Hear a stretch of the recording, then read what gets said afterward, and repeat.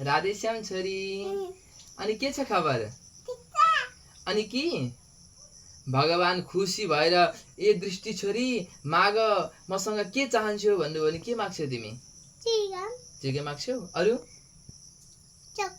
Chocolate माग्छौ अरु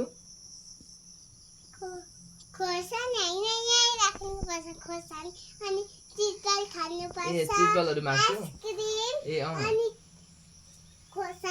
बस ल ल गुड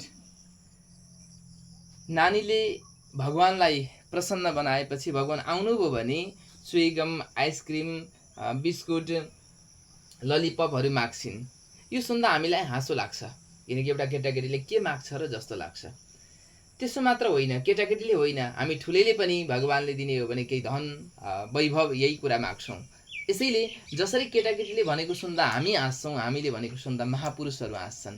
भगवानसँग यस्तै चिज माग्ने हो र?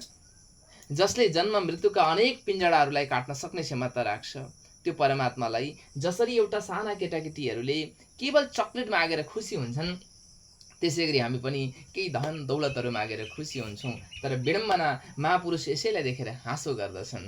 जय जय श्री राधे।